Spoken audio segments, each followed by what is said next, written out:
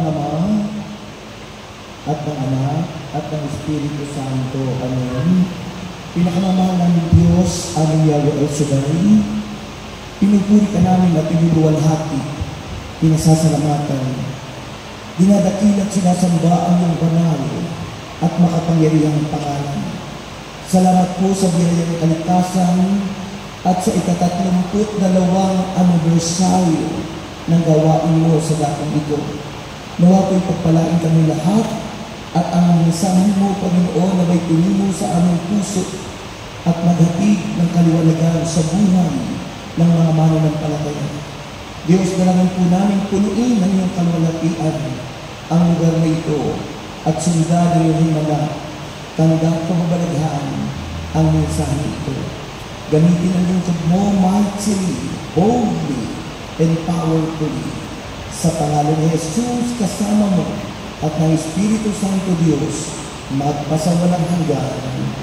Sa ngalan ng Ama, at ng Anak, at ng Espiritu Santo. Amen. Purihin natin ang Diyos.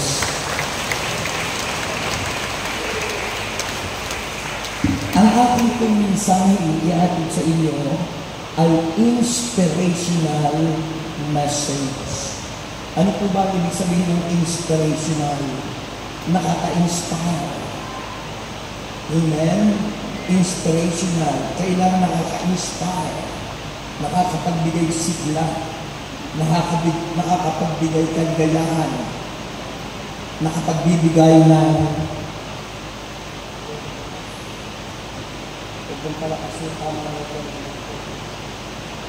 nagbibigay ng biyaya sa ating buhay. Okay? Handa na kayo? Sabi po ng Psalm sa inyong pong tema, Psalm 37 verse 4.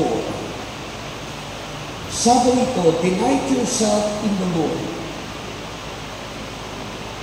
and He will give you the desires of your heart.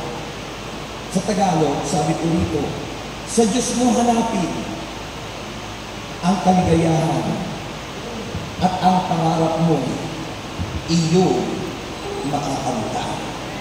Pagpalain po ang pagkakabasa ng mensahe ngayong umagang ito. Palakpakan natin ang salita ng Diyos. Taas ang kamay at dahan-dahan. Taas ang kamay at dahan-dahan maupo. Dahan-dahan po maupo. Okay? Magandang hapon po o magandang tanghali sa inyong lahat. Lahat po nang sumagot, answered prayer. Pag-answered prayer, malakas ano? Kaya po, happy 32nd anniversary. Wala po sumagot. Happy 32nd anniversary. Lahat po na sumagot, may bonus kay Lord. So, makikita niyo po yung aking pong mensaheng nais ipahayag sa inyo, ay pinamagat ko pong God as the source of delight. Ang Diyos po ang pinagrumulan ng kaligayahan ng lahat ng tao. Naniniwala po ba kayo? Pahina naman. Naniniwala kayong ang pinagmumulan ng lahat ng kaligayahan ng tao na makapagbibigay kaluguran sa Diyos ay ang Panginoon? Ayun po ang nasusulat. Sabi nito, delight yourself in the Lord and He will give you the desire of your heart. Sa Diyos mo hanapin. Saan naghahanap yung iba ng kaligayahan? May naghahanap sa loto, may naghahanap sa wedding, may naghahanap sa diskuhan, may naghahanap sa kung ano-anong alok ng samlibutan. Pero ang masarap na sinabi ng banal na aklat saan matatagpuan at masusungkuhan ang tunay at ganap na kaligayahan sa Diyos mo hanapin. Sa Diyos natin hanapin. Yung mga pumapalakpak dyan, tsak na may answered prayer sila. Maraming na-i-stroke kasi ayaw igalaw yung kamay sa Panginoon. Kaya para huwag kayong stroke, igalaw nyo ang inyong kamay sa Panginoon. So sa Diyos mo, hanapin ang kaligayahan. So kung may mga taong naliligayahan doon sa alok ng mundo, halimbawa sa mga bisyo, sa mga sugal, puro pansamantala lang yun. Puro temporary. Pero ang kaligayahang binibigay ng Diyos ay panghabang panahon hanggat nabubuhay ka, maligaya ka, magpakailanman. Grabe po yung inyong papuri sa Panginoon. At ang sabi doon, at ang pangarap mo'y iyong makakanta. Pag sa Diyos mo hinanap yung kaligayahan mo, ang kasunod doon ay, pangarap mo'y magkakaroon ng katuparan. Pag ang kaligayahan natin ay sa mundo natin hinanap, ang bunga nun ay sakit at karamdaman. Pero ang kaligayahan dulot ng Panginoon ay katagumpayan ng lahat ng ating pangarap sa buhay. Amen. At alam niyo po ba kung bakit ko sinabi? Na sa Diyos mo hanapin ang kaligayahan at ang pangarap ko iyong makakamtan? Alam niyo po ba kung bakit? Wala akong kausap. Alam niyo po ba kung bakit? Sabihin niyo, bakit po, Brother Rex? Sapagkat sabi ng banal na kasulatan, siya ang source, siya ang pinagmumulan ng lahat.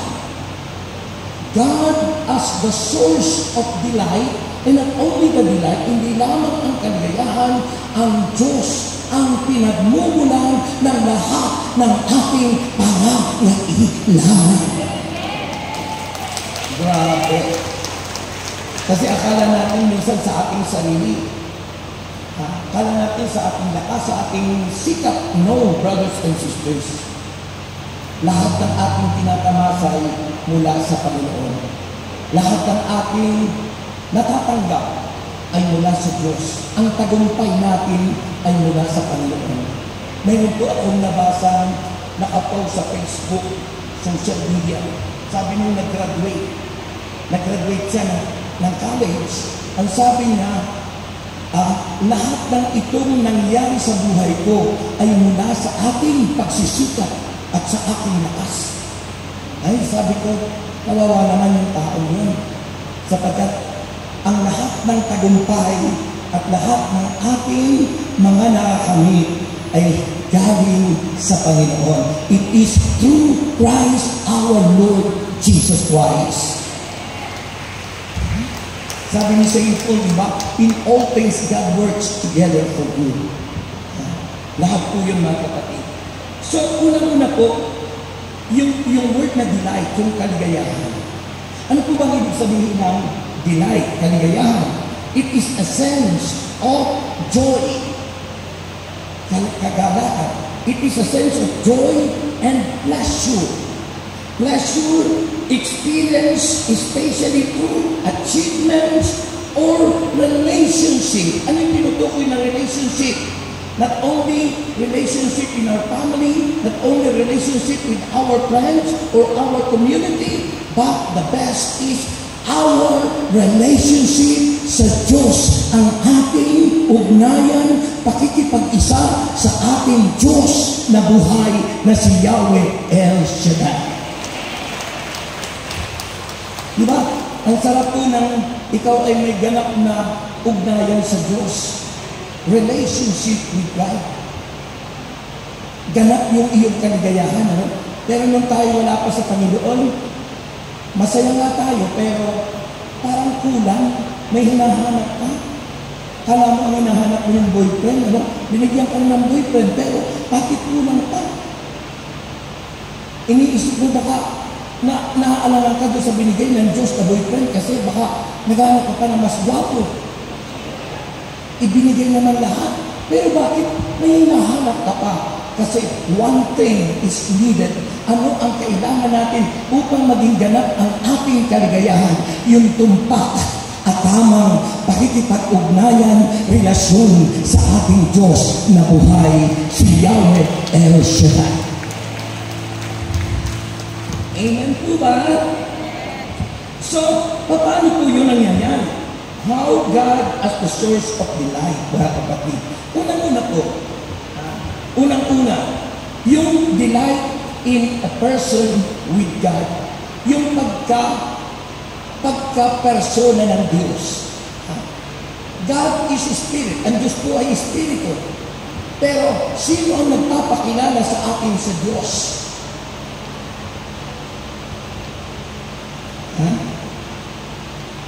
Sino ang nagpapakilala sa atin sa Diyos? Di ba si Kristo? Dahil si Kristo po ang larawan ng Diyos na di nakikita.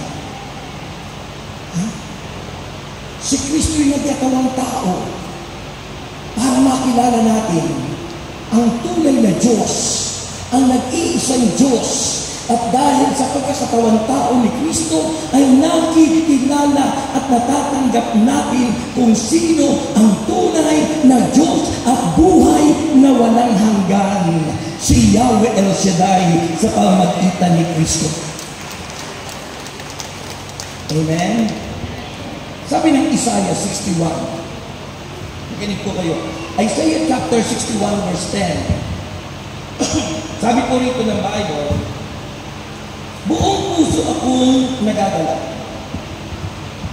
Pag sinabing buong puso, walang kaagaw. Pag sinabing buong puso, wholehearted, yung hinihingi ng Panginoon, that you shall love the Lord your God with all your heart. Buong puso, walang kaagaw. Halimbawa, kung nasumpungan natin ang Diyos, na siyang ating tunay na kaligayahan, hindi na pwedeng mayroon pang ibang kaligayahan na hanapin tayo. Hindi pwedeng nasumpungan natin si Kristo pagkatapos mayroon pa tayong extra curricular activity na para bagang yung pa ang magpupuno sa kaligayahan mo. Ang kaligayahang dulot ng Diyos, kaya't buong puso mong nararanasan ay sapat. Wala nang pwede pang idagdag pa sapagkat ang binibigay ng Diyos is the fullness of delight, kabuuan ng buong kaligayahan ng isang tao. Yan ang binibigay ng Diyos. Amen? Kaya sabi po ng Isaiah 61:10, buong puso akong nagagalak. Kanino? Kay Yahweh. Sino sa inyo ang nagagalak sa Diyos? Naku, ang hina.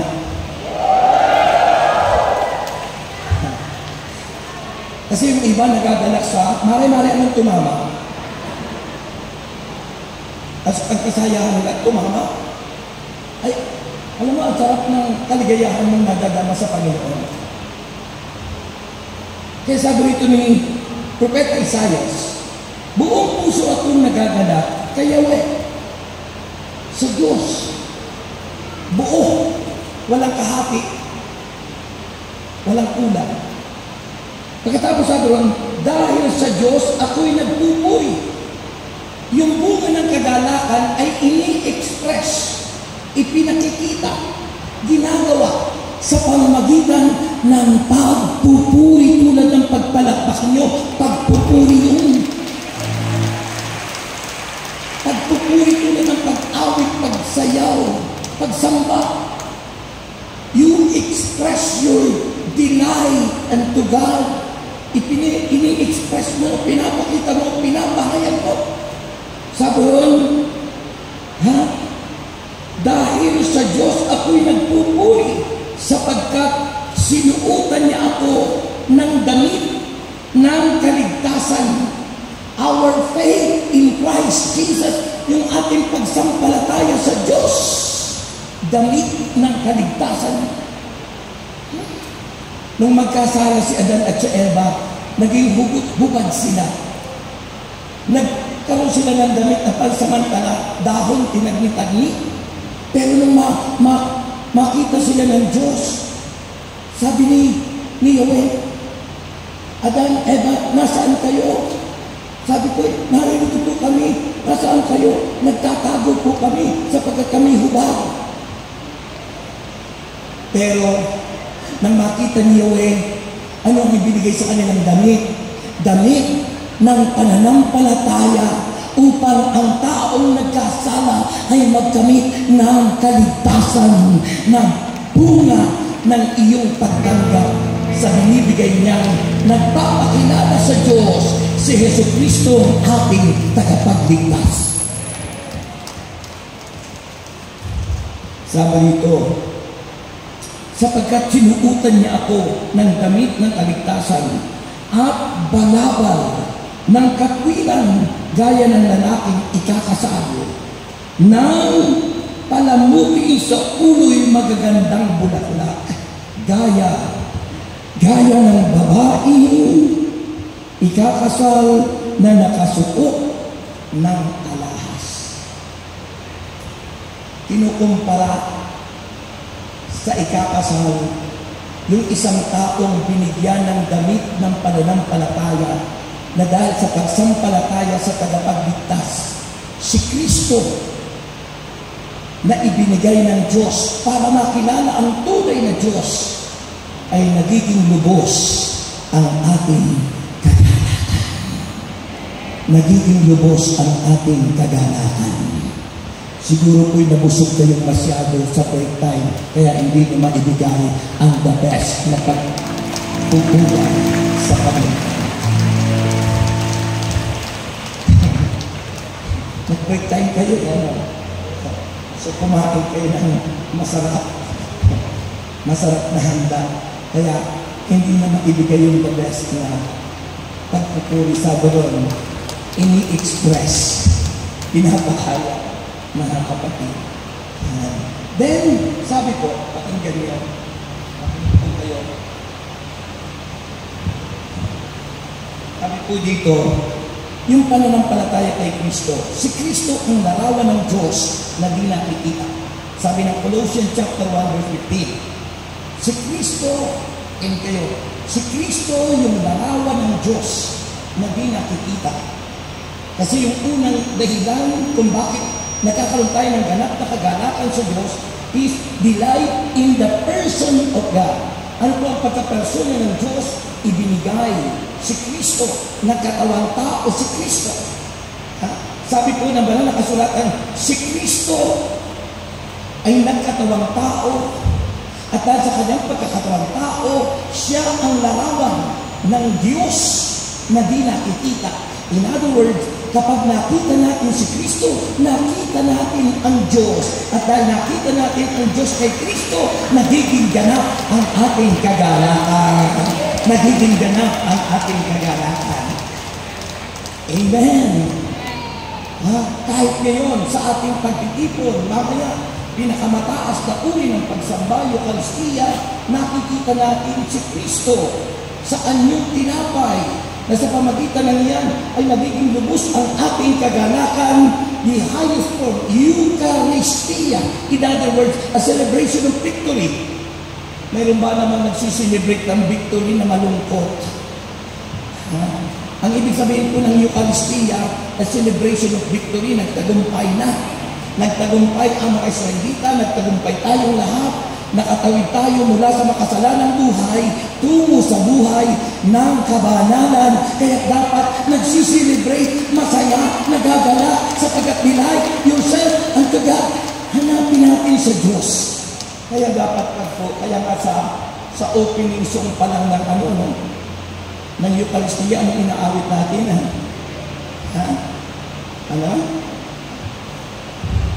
o diba, purihin ang Panginoon. Pero sabi ng ibang hindi nadadama yung delight, yung kagalakan. Purihin ang Panginoon.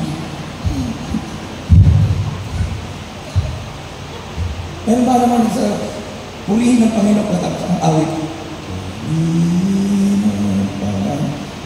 Sabi, delight in the person of God, na si Kristo yung nagkatawang tao at iniwan niya sa akin Sabi niya doon sa Eucharistia, do this in memory of me.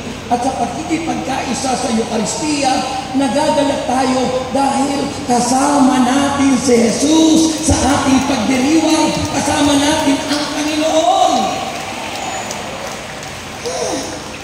Yung iba, nagdiriwang na ng Eucharistia, celebration of victory, pero malungkot pa rin. So yun po ang una.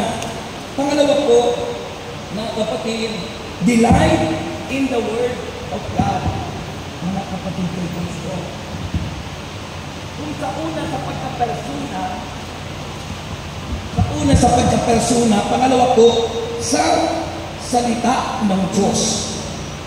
Magalak tayo kapag po kayo'y nakakarinig ng salita ng Diyos.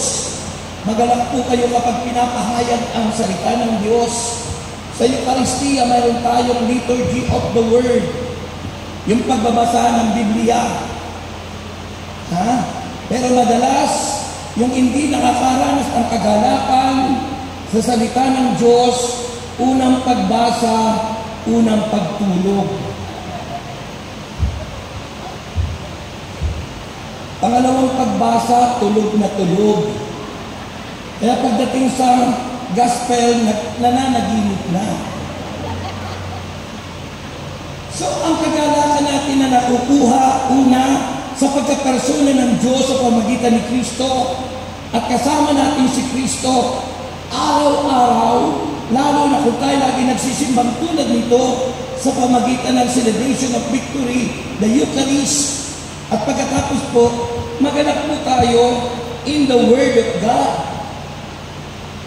Dahil sa celebration ng Eucharistia ay mayroong liturgy of the Word. Binabasa ang salita ng Diyos na dapat sa pagbabasa pa lang ay dapat nagagalak na tayo sapagkat ang salita ng Diyos ay buhay, mabisa, kagaya ng tabak na tigkabilay tanim, gumagaling ang mga sakit at karamdaman dahil sa kapangyarihan ng salita ng Diyos. Amen? Ay yung iba, kaya hindi gumagaling kasi hindi pinapahalagaan yung salita ng Diyos. Habang may nagsasalita ng salita ng Diyos, kwentuhan naman ang kwentuhan. Eh siyempre sa laki ng inyong simbahan, hindi na alam mo kung may nakikinig pa o hindi. Pero pag pinahalagahan ang salita ng Diyos, delight yourself, sabi ron, sa Diyos mo hanapin yung kaligayahan.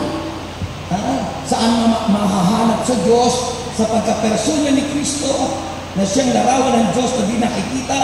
Pangalawa, sa buhay na salita ng Diyos, sapagkat ang salita ng Diyos ay may kapangyarihan, buhay at mabisa, kagaya ng tabak na tigkabilay talim, tumatago sa kasukasuan, sa buto at sa mga utak ng tao, gagaling ang mga may sakit. Amen? Sabi ng John chapter 1 verse 1, ay makinig. Sa pasimula ay naroon na ang salita si Kristo. In the beginning was the Word, and the Word was with God, and the Word was God. The Word was God. Ang salita ay Diyos. Kaya pag kayo hindi nakikinig ng salita ng Diyos, hindi niyo pinapakinggan ang Diyos. Sapagkat sabi ng Bible, John 1:1, in the beginning was the Word. Sa pasimula kay naroon na yung salita, kasama ng Diyos ang salita, at ang salita ay Diyos. Ang salitang pinapakinggan nating lahat ay Diyos. Kaya pag nakikinig ka ng salita ng Diyos, pinapakinggan mo ang Diyos, at dahil kayo may sakit, ang Diyos na ito'y nagpapagaling ng lahat ng sakit at karamdaman. Amen. John 1:14, nagkatawang-tawang salita at nakipamayang sa atin.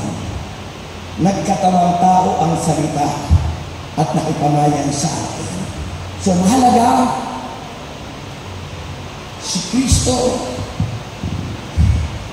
mahalaga ang salita ng Diyos. Amen po ba? Mayroon pong tatlong klaseng salita ng Diyos. Logos, Pag sinabi kong logos ang Biblia, kaya dapat po, para maging lubos ang kagalakan nyo, mayroon kayong sariling Biblia. May sarili-sarili tayong cellphone, halos lahat ng tao, pero yung ibang mga tao may sariling cellphone, pero walang sariling Biblia. Alin po ba ang mas mahalaga, cellphone o Biblia? Mas mahalaga ang Biblia sapagkat ito'y manual of life. Dito mo masusumpungan paano magiging maganda ang iyong buhay. Manual of life. Love letters ni God sa atin. Sulat para sa atin. Para kung iyong pag-aaralan ang salita ng Diyos, gaganda, magtatagumpay ang iyong buhay. Hindi ka nang liligaya. Diba? Inaawit natin yan eh. Thy word is the lamp to my feet and the light unto my path. Kaya mahalaga ang salita ng Diyos. Yun po yung logos, ang Biblia. Pangalawa po, yung rema, yung spoken word, yung sinasabi, yung sinasalita, yung napapakinggan. Pag napapakinggan mo ang salita ng Diyos, nagre-rema. Pumapasok sa iyong katauhan. At kapag nagrema sa iyong pagkatao ang salita ng Diyos, yun ang magbibigay kalakasan sa iyo. Yun ay isang tulad ng binhi na nahasik sa iyo. At dahil yun ay nagrema sa iyo, lahat ng panghihina at panlulupaypay, itong salitang ito ang magbibigay kalakasan at kaligayahan sa iyong buhay. Ang salita ng Diyos. Diba? Yung spoken word by power. Diba? Sa Old Testament times, sabi ni Yahweh, let there be light. Magkaroon ng liwanag. Magkaroon na. Maghiwalay ang tubig. At ang lupa, naghiwalay na. Magkaroon ng mga puno. Nagkaroon na. Rema.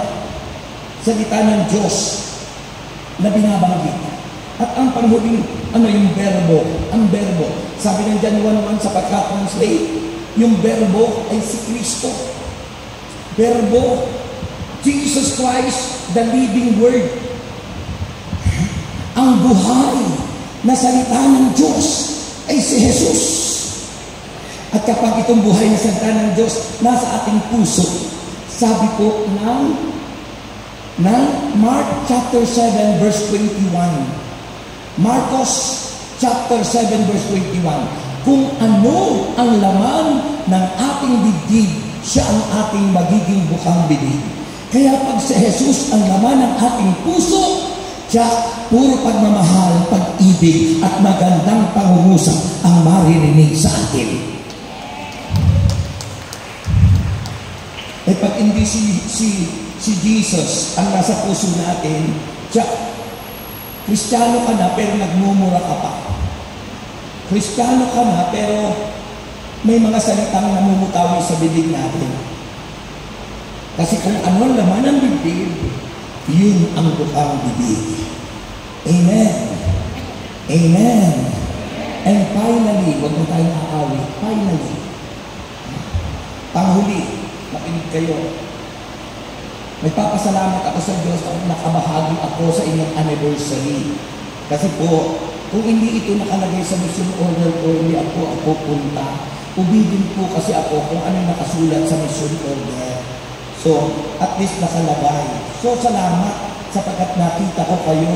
Ang gaganda niyo pala, mga taga-Bawan. Di ko kayo binubula, no? Okay, panghuli po, finally, ano yung una? Ang una po, in the person of God, which is Jesus Christ. Pangalawa, delight in the Word of God, sa salita ng Diyos, na hindi ay si Kristo. At ang panghuli, delight in the works, yung gawa. Delight in the works of God. Yung mga ginawa, mayroong bahagi sa kasulatan, sabi ng banal na aklat, sapat na kay hahanga at mananampalataya kapag pinagmasdan mo ang kanyang creation. Ang lahat ng ginawa natin, o ang lahat ng ginawa ng Diyos, kapag pinagmasdan mo, yung mga puno, yung mahilig sa nature, ako mahilig sa nature eh. Kaya pag pumupunta ako sa Tagaytay, naiinlove ako sa Panginoon lalo. Kasi sabi ko, humahanga ako sa ginawa ng Diyos. Humahanga ako, gaano kaganda ang ginawa ng Panginoon. Ang mga bundok, ang mga ibon, ang lahat na nakikita natin. Pero maraming tao, sa halip na humanga, winawasak ang bundok, winawasak ang mga puno. Kaya ang nangyayari, you are not loving God. Hindi ka nagmamahal sa Diyos if you are not love the created things of God. Yung ecology, yung kapaligiran. Kaya binabaha. Ang tunay na umiibig at nagmamahal sa Diyos, minamahal, pinapahalagahan ang lahat ng nilikha, ang lahat ng ginawa ng Diyos ay pinapahalagahan natin, hindi natin sinisira ang mga nilikha ng Diyos. Kaya sapat kang hahanga, magkakaroon ka ng ganap na kagalakan, ang sarap pagmasdan, kahanga-hanga ang ginawa ng Panginoon. Grabe yung palakpakan ni Samuel. Grabe po yung palakpak mo sa Panginoon. Hindi ba kayo humahanga sa pagkakalikha sa atin ng Diyos? Sabi ko, kahanga-hanga. Delight in the work of God. Sipin mo yung pagkakalikha sa atin ng Diyos. Pagmasdan mo, pag nanalamin ka, perfect. Dalawang mata, dalawang tainga, ilong na maganda. Isipin mo, perfect yung pagkakagawa. Andito, kung may hinahanap ka, yung mata ang ginagamit, kung medyo may amoy, andun yung ilong. Yung bibig, perfect. Kung kaya yung matang isay ng bitot, nasa likuran yung hindi maganda. Pero because God is perfect, He created everything perfect at ito'y nagbibigay kagalakan sa ating lahat. Ang hina. Hina po ba? So, God is pleased with His creation. Nabibigyan natin kaluguran ang Diyos kung ating bibigyan pahalaga ang kanyang mga nilikha. Kaya nakakalungkot isipin ngayon, maraming mga tao binabago ang kanyang katawan. Binabago yung bigyan ng Diyos iniiba.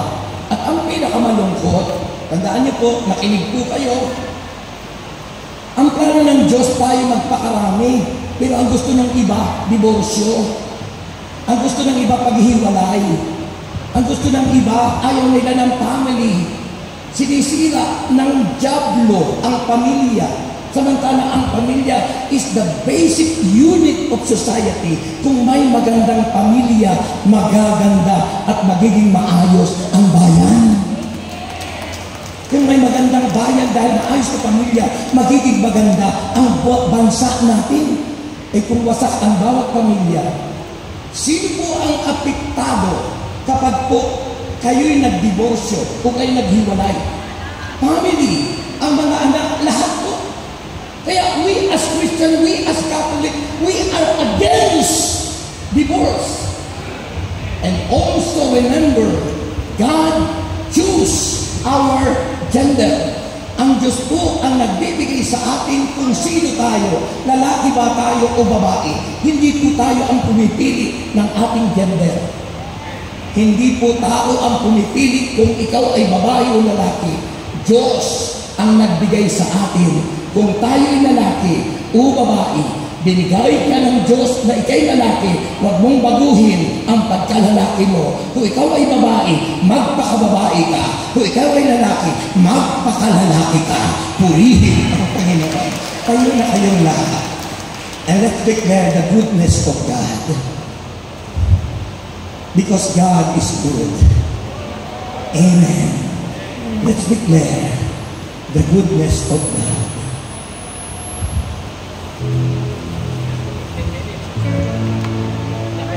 Mataas ang mga kamay. Mataas ang mga kamay. Mataas na mataas. Hallelujah. Oh yes, oh Lord. Thank you, Jesus Christ. Amen. Sa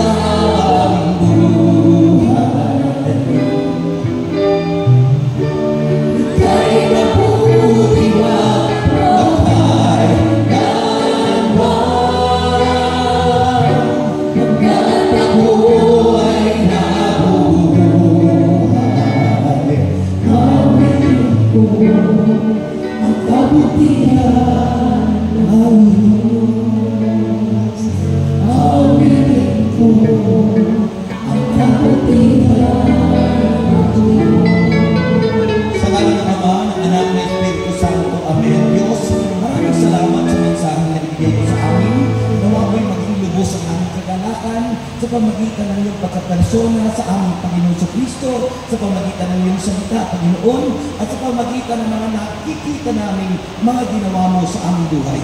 Salamat, Panginoon. Ito po'y aming binabalik sa iyo na mainam sa pangalan ni Kristo kasama ng Espiritu Santo Diyos, magpasawalang hanggan sa ngalan ng Ama, ng Anak at ng Espiritu Santo. Amen. Ito na ang bonus nyo. Ito pa ang bonus nyo. Ito pa ang bonus nyo. God bless you.